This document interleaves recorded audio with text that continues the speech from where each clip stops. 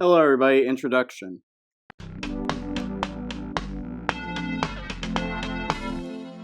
Today we're talking about Teen Titans.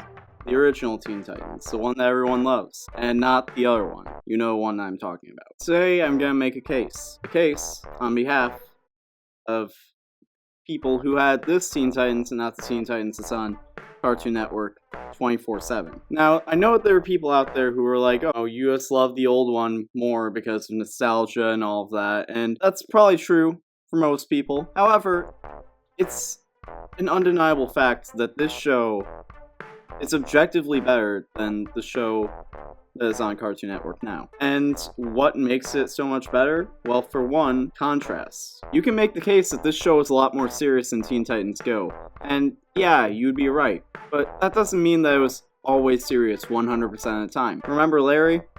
I remember Larry. You think that's what a show does when it's a serious show?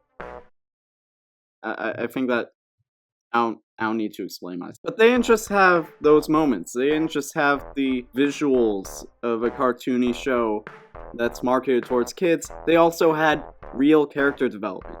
They had moments that weren't just serious, but sometimes very dark. Whether it was Raven's abusive relationship with her dad, or if it was Slade manipulating Robin, or manipulating Tara, or manipulating whatever, because Slade's a manipulative asshole now, where both of those characters are used as comic relief, because everything in Teen Titans Go is comic relief. It's not even comic relief at that point, because there's nothing to relieve. The thing about the original Teen Titans was there was a need for comic relief, because you would have these moments of tension, these heavy, heavy moments. And like, yo, this is a show for kids.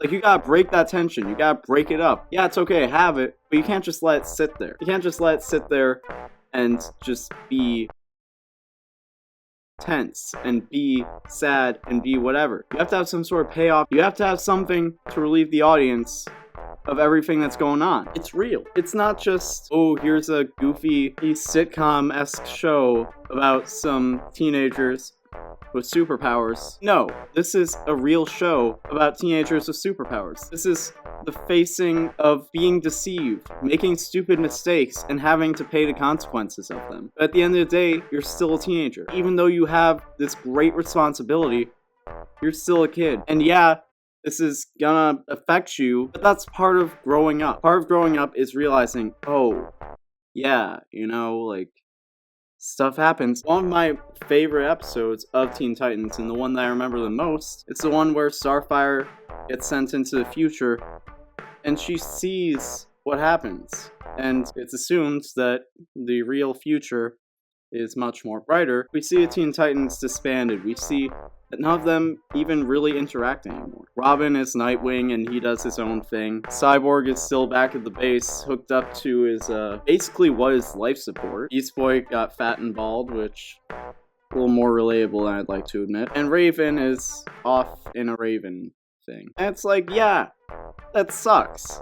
It all sucks. Everything sucks, because that's what growing up usually ends up being, is that everything sucks. What I think the episode is actually trying to say is that looking forward from the eyes of a teenager, which, Starfire is in this situation, growing up seems like it sucks. Life after childhood seems like it sucks, because for those of us who are watching, after childhood, that means paying rent, paying bills, having to get a job, probably going into debt the way things are going, actually having to deal with responsibility. It's stressful, it seems like it's no fun, it seems depressing. Then as we get older, we kind of start to find our place in the world and we start to find our happiness.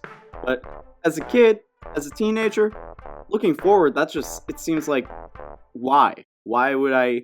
That's just... I'm gonna be honest, this show probably wasn't as good as most people remember it being. It was a great show, don't get me wrong. It was a great show, but it wasn't without its flaws, alright? And certainly, with the juxtaposition, that's a difficult word to pronounce for me, with the juxtaposition of Teen Titans Go, this show seems incredible. In a way, Teen Titans Go is actually doing the show a service by making us look back and being like, man, that show was incredible. If I turn on Cartoon Network right now, chances are Teen Titans will be on, but not this one, not that one, the other one. I said what I need to say, and that's it. That's all I had to say. This video has been powered by Patreon. If you want to give us some more support, head to patreon.com/roundtablevids, become a patron, and get some awesome perks.